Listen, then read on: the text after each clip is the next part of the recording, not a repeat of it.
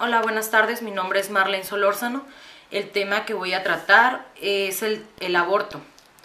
El aborto es un tema que sin duda da lugar a generar gran polémica y más en una cultura como la nuestra, donde los tabús, el conservadurismo y la religión generan gran presión.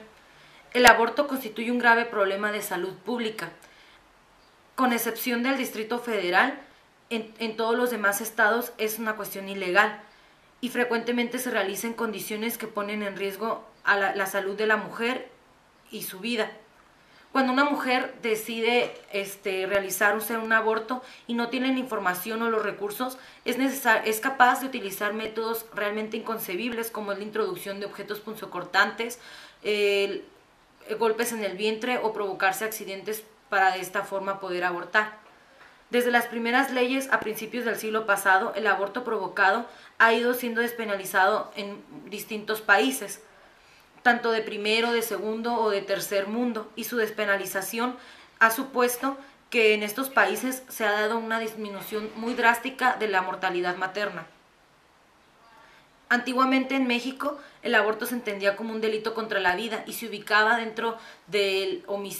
junto con el homicidio y las lesiones. Las penas eran muy severas y siendo las más frecuentes la pena de muerte para la mujer y también a quien le asistía a provocarse el aborto. Era considerado un delito no solo contra la religión, sino un delito contra la sociedad.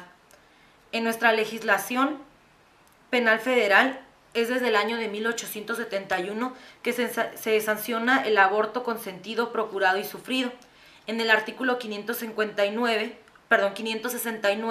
se definía como la extracción del producto de la concepción y su expulsión provocada por cualquier medio, sea cual sea la época de la preñez.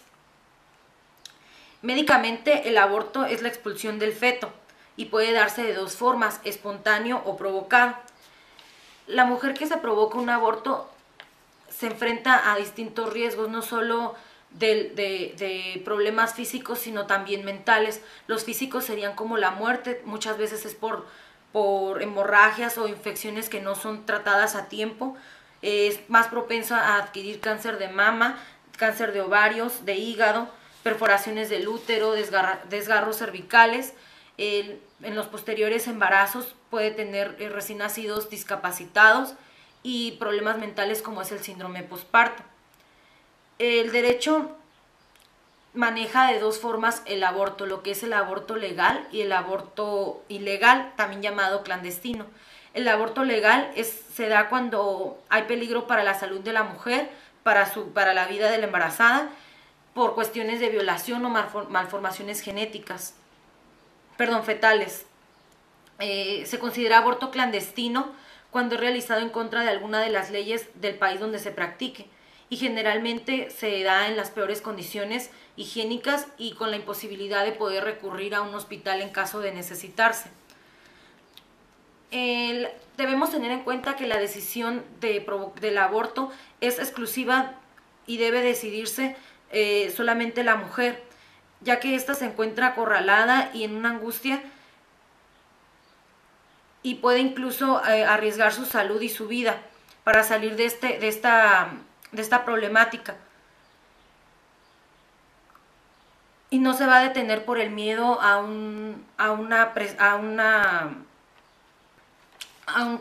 ser condenada de forma legal, cosa que es muy improbable que suceda. El Estado cree castigar el aborto y por ello cree que no existe. Sabemos que se han realizado, a pesar de las legislaciones que existen, se realizan miles y miles de abortos al año. Y en los juzgados es casi imperceptible que se lleve a cabo una sentencia o algún asunto sobre este tema. La sociedad mexicana cree que con cerrar los ojos ante esta problemática va a dejar de seguir sucediendo, precisamente por esta actitud puritana del Estado de mantener una norma legal absolutamente inaplicable. Es porque existe una situación de hecho en constante aumento. Este problema no debe ser visto solamente del ángulo moral o del religioso, sino como un problema muy grave que tenemos de salud. Existen circunstancias en que el delito del aborto se deja de considerar como un delito, que es por el caso de violación, cuando es provocado accidentalmente, cuando el médico a su juicio está en riesgo la vida de la mujer, o cuando el feto tiene malformaciones genéticas. El aborto en nuestro país es la tercera o cuarta causa de muerte maternal y constituye el 25% de los ingresos a los hospitales generales. Es evidente que la mayoría de las mujeres que abortan en nuestro país se encuentran en circunstancias que la hacen ver como la única salida. Difícilmente podríamos argumentar que lo hace por egoísmo, que lo hace por una comodidad o simplemente porque es una mala persona. En cuanto a religión, el gran peso del catolicismo que tiene nuestro país dificulta la reglamentación nacional de cuestiones vitales para la población relativas a su sexualidad y a su reproducción. La Iglesia Católica pretende imponer a todas las personas serias restricciones de su libertad personal, violando la separación que existe entre el Estado y la Iglesia. Un importante número de creyentes en el mundo entero están en desacuerdo con las prohibiciones del aborto, aunque solo tengan que mostrarlo, aunque no puedan mostrar su desacuerdo más que de forma silenciosa, por miedo a represalias o algún castigo divino. El aborto, en cualquier momento y por cualquier razón, se convirtió en el año de 1869 en forma de excomunión. Detrás de este problema del aborto y de la despenalización o no, se juegan otras realidades humanas muy graves, como lo es la dignidad de la mujer, la ignorancia respecto de la sexualidad, el papel de las autoridades civiles y eclesiásticas. Es claro para todos que el aborto es un daño irreparable y ninguna mujer lo hace de la forma gustosa, lo hacen porque lo ven como su única opción. Lo que falta realmente es información sexual desde casa, información en los centros educativos y el no hacer caso omiso a las realidades que suceden en nuestra sociedad.